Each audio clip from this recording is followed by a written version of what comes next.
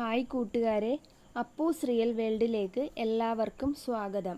നമ്മൾ ദിവസവും ഉപയോഗിക്കുന്ന വെള്ളം 100 ഡിഗ്രി സെൽഷ്യസിൽ തിളച്ച് ആവിയാകുമെന്ന് എല്ലാവർക്കും അറിയാമല്ലോ.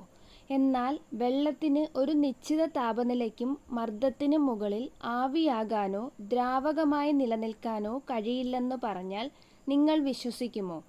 ശാസ്ത്രലോകത്തെ അത്ഭുതപ്പെടുത്തിയ സൂപ്പർ ക്രിട്ടിക്കൽ വാട്ടർ അഥവാ പദാർത്ഥത്തിൻ്റെ 4ാമത്തെ അവസ്ഥയെക്കുറിച്ചാണ് ഇന്നത്തെ വീഡിയോയിൽ നമ്മൾ സംസാരിക്കുന്നത്.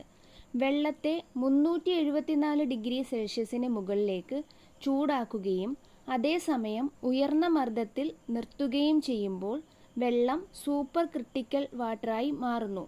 ഈ അവസ്ഥയിൽ വെള്ളം ദ്രാവകവുമല്ല വാതകവുമല്ല, രണ്ടുമല്ലാത്ത ഒരു പ്രത്യേക അവസ്ഥയിലാണ്.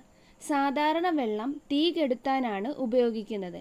എന്നാൽ സൂപ്പർ ക്രിട്ടിക്കൽ വാട്ടറിൽ ഓക്സിജനും മറ്റു പദാർത്ഥങ്ങളും എളുപ്പത്തിൽ ലയിക്കുന്നതിനാൽ ഈ വെള്ളത്തിനുള്ളിൽ വെച്ച് തീ ഉണ്ടാക്കാൻ സാധിക്കും.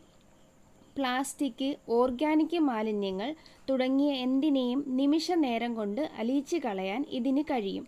അന്താരാഷ്ട്ര ബഹിരാകാശ നിലയങ്ങളിൽ മനുഷ്യമാലിന്യങ്ങളും മറ്റവശിഷ്ടങ്ങളും പരിസ്ഥിതി സൗഹാർദ്ദമായി പുനരുപയോഗിക്കാൻ ഈ സാങ്കേതികവിദ്യ ഗവേഷണം ചെയ്തു വരുന്നു.